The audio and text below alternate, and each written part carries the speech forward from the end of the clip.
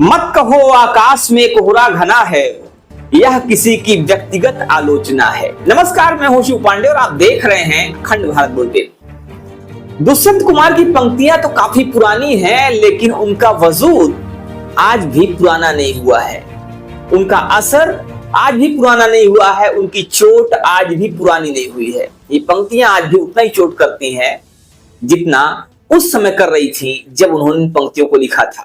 दरअसल इन पंक्तियों में उन्होंने सत्ताधीशों को, सियासतदानों को कहीं ना कहीं टारगेट करने की कोशिश की थी। और कारण था कि जब किसी भी सत्ता के खिलाफ आवाज उठाई जाती है तो वो उसे अपना दुश्मन समझ लेती है। उनको लगता है कि उनकी खिलाफत कोई कर रहा है, भले ही वो खिलाफत हो भ्रष्टाचार की या भले ही वो खिलाफत हो अन्याय की, अपराध की। अटल बिहारी वाजपेयी का एक वीडियो अभी हाल ही में काफी चर्चा में है। उसमें अटल बिहारी वाजपेयी बात करते दिख रहे हैं कि सत्ता कोई भी हो, सत्ता सभी एक सी होती है। सरकारें सब एक सी होती हैं, थोड़ा बहुत फर्क होता है। सत्ता का चरित्र एक सा ही होता है। ये बात अलग है कि हम चरित्र बदलने की कोशिश कर रहे हैं, बता रहे कितने सफल होंगे, मगर नहीं होंगे तो हंसने का अवसर नहीं छोड़ेंगे। ये बड़ी बात है।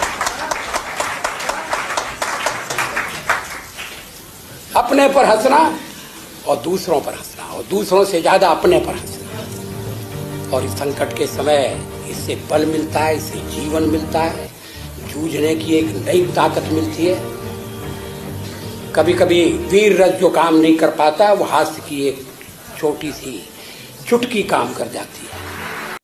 हालांकि आज का ये वीडियो हम सत्ता के खिलाफ नहीं बना रहे हैं। आज का ये वीडियो हम किसी राजनेता के खिलाफ नहीं बना रहे हैं। आज का ये वीडियो हम इसलिए नहीं बना रहे हैं कि हम किसी को कटघरे में खड़ा करें, बल्कि इस वीडियो को बनाने का उद्देश्य ये है कि जिस तरह से भ्रष्टाचार की शिकायतें, जिस तरह भ्रष्टाचार की तस्वीरें हर तरफ से आ रही हैं, वो कहीं ना कहीं गंभीर सवाल खड़े करती हैं।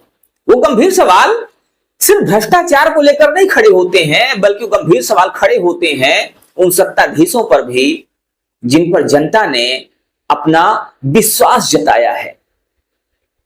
और हो सकता है कि आज की इस वीडियो को देखकर कुछ लोग हमारे खिलाफ बगावत करें, कुछ लोग हमारे खिलाफ बातें करें। कुछ ऐसे भी लोग हो सकते हैं जो हमारी इन बातों को बहुत ही बुरा माने, जिनको ये बातें नागवार गुजरे। लेकिन हम एक बात स्पष्ट कर देना चाहते हैं कि हमारा मकसद किसी को ठेस पहुंचाना नहीं है। हमारा मकसद किसी को टारगेट करना नहीं है। लेकिन कहीं ना कहीं जो भ्रष्टाचार की तस्वीरें आ रही हैं वो पूरे देश को हिला रही हैं, पूरे देश को व्यथित कर रही हैं। और अगर सत्ता में बैठे हुए लोग उन तस्वीरों को नहीं पढ़ पा रहे हैं, लोगों की भावनाओं को नहीं पढ़ पा रहे हैं, तो ये कहीं ना कहीं उनकी भारी गलती है। जब कोई भी पार्टी सत्ता में आने वाली होती है, उसको सत्ता में आना होता है तो बड़ी बड़ी बातें करती है, बड़े बड़े दावे करती है। किसी एक पार्टी की बात नहीं है, चाहे वो कांग्रेस हो, चाहे वो सपा हो, बसपा हो, भाजपा हो, कोई भी पार्टी हो। बातें ये होती है कि हम आएंगे तो कानून का राज होगा, हम आएंगे तो भ्रष्टाचार खत्म हो जाएगा, राम राज होगा, ऐसा होगा, वैसा होगा। लेकिन सत्ता में आने के बाद वो बातें क्यों भूल जाती हैं, ये अपने आप में बड़ी समस्या है। क्या सत्ताधीशों को नहीं याद रखना चाहिए कि उन्होंने जनता से क्या वायदा किया था? और आज की वीडियो हो सकता है उन जिम्मेदार लोगों को बहुत ही चुभेगी जो उन चीजों से जुड़े हुए हैं, उन भ्रष्टाचारों से जुड़े हुए हैं। आज की वीडियो कहीं ना कहीं उन लोगों के लिए जहर का काम करेगी, उनको लगेगा कि हमने उनके खिलाफ बगावत छेड़ दी है। लेकिन ऐसा नहीं है, हम सिर्फ बात भ्रष्टाचार की कर रहे हैं। सरकार कोई भी हो, सरकार से मतलब नहीं है, लेकिन सरकार की जिम्मेदारी यह है कि सरकार को भ्रष्टाचारियों के खिलाफ कड़े एक्शन लेना चाहिए।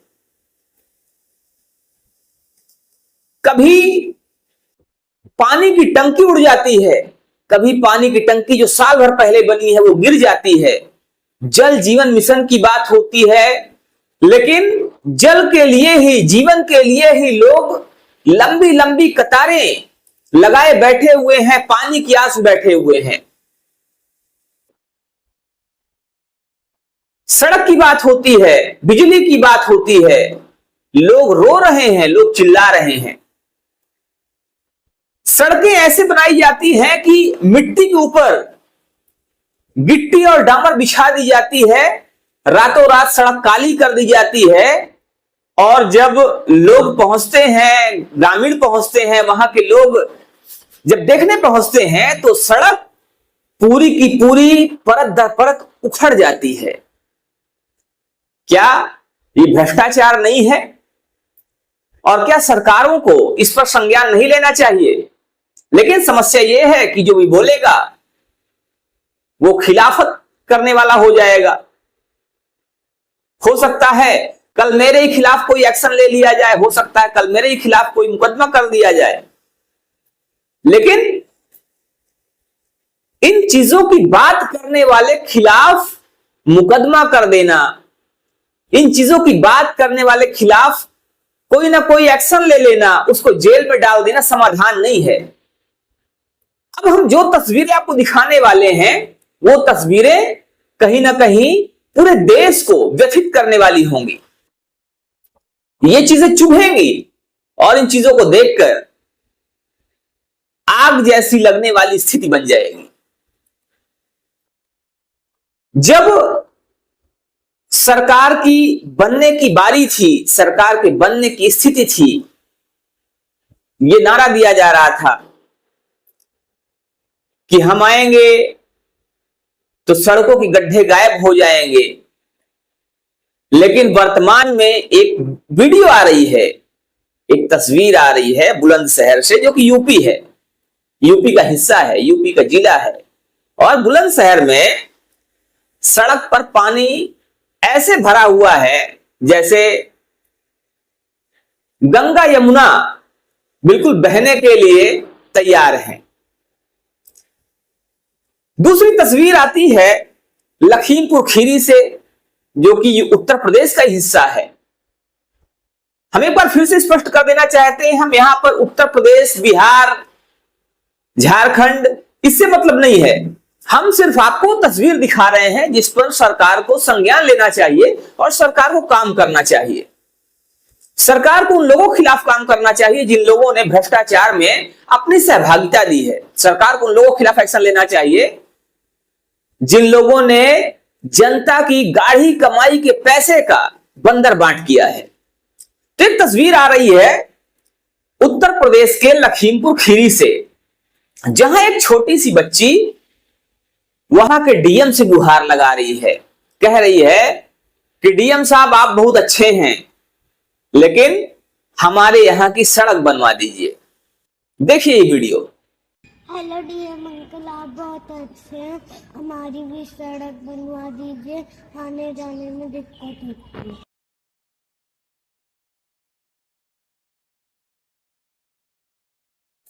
कहीं टूटी सड़कें हैं, कहीं कीचड़ है, कहीं गड्ढे हैं, ये बिल्कुल आम बात हो गई है। वहीं सिद्धार्थनगर की बात करें तो सिद्धार्थनगर में जल जीवन मिशन के लिए बनाई जा रही पानी की टंकी, जो हाल ही की थी, वो पानी की टंकी आंधी में उड़ जाती है। अब सोचने वाली बात यह है कि क्या इसको भ्रष्टाचार की श्रेणी में न रखा जाए?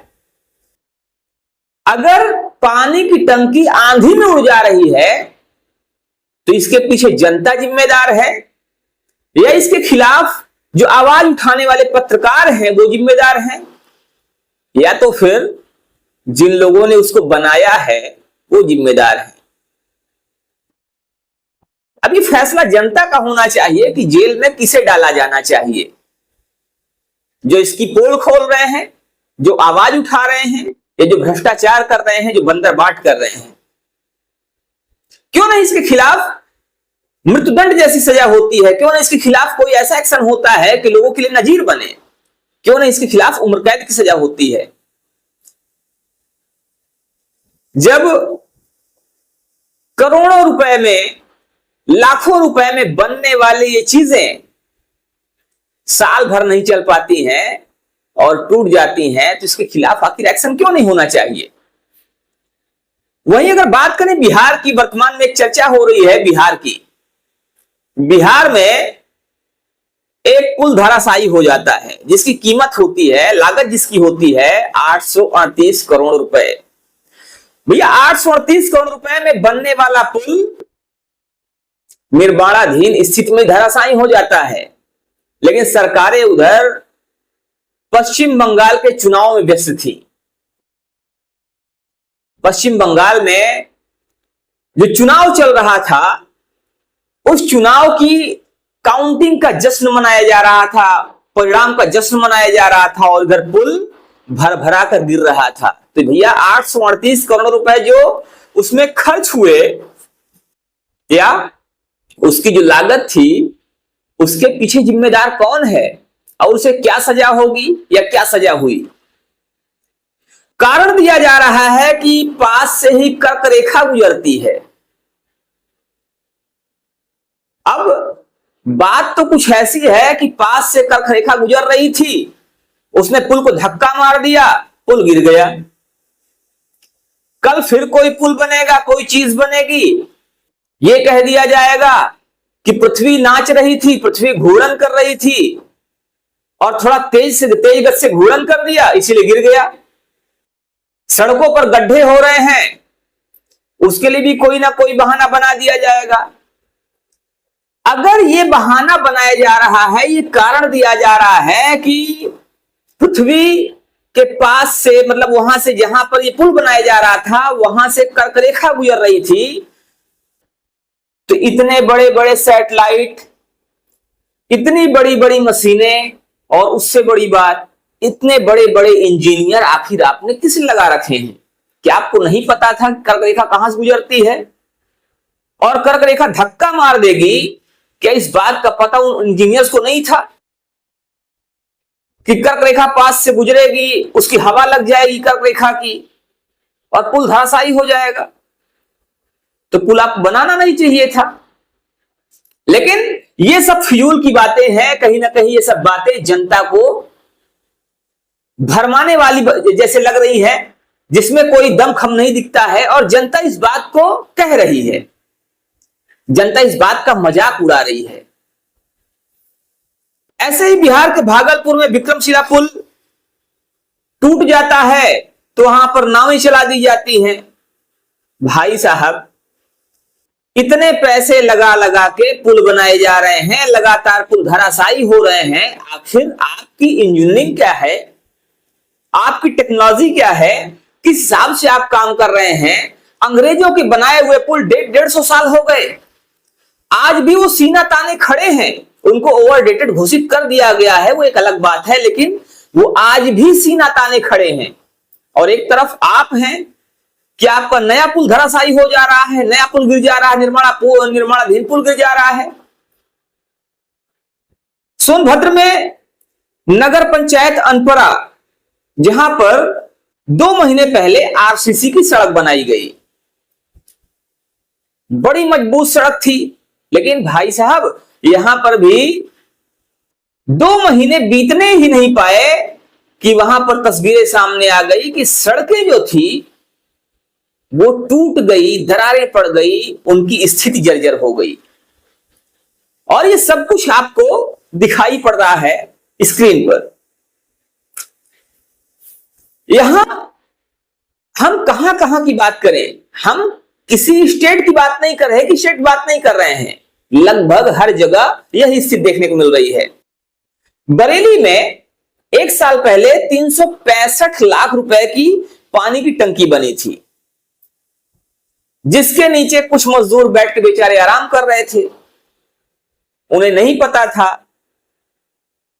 कि जिस टंकी के नीचे हम बैठे हैं उस टंकी का पैसा खाया जा चुका है, और उस टंकी के नीचे जो नींव है, टंकी के नीचे की नींव की जो मिट्टी है उसको चींटियों ने खोखला कर दिया है। हो सकता है कारण कुछ ऐसी बता दिए जाए कि जो पानी की टंकी बनी थी, पानी की टंकी के नीचे की मिट्टी को चींटियों ने वहां से हटा दिया और जिस वजह से वो टंकी ढह गई। ऐसे ही सोहना एक्सप्रेस वे, जिसका उद्घाटन माननीय नरेंद्र मोदी जी ने किया था, वहां सड़क पर गड्ढे हो गए, उस एक्सप्रेसवे पर गड्ढे हो गए हैं। अब गड्ढे हुए हैं या गड्ढा हुआ है इसकी हम कोई पुष्टि नहीं करते, लेकिन वर्तमान में जो एक वीडियो वायरल हो रही है वो वीडियो कहीं ना कहीं बहुत कुछ बयां कर रही है, जिसमें बताया जा रहा है, दावा किया जा रहा है कि वो जो वीडियो है वो सोहना एक्सप्रेसवे की है और वहां पर जो गड्ढा हुआ एक्सप्रेसवे पे उसके अंदर पानी की कलकल भी सुनाई पड़ रही है। तो आखिर ये चीजें जो हो रही हैं इसके पीछे जिम्मेदार कौन है और क्या इसको यूं ही हल्के में लिया जाता रहेगा? क्या इसके खिलाफ कोई कानून नहीं बनना चाहिए जिससे कि भ्रष्टाचार पर लगाम लगाई जा सके? इस पर आपका क्या मानना है आप भी हमें जरूर बताइएगा। बने रहिए हमारे साथ खबरों का अपडेट के लिए। जय हिंद।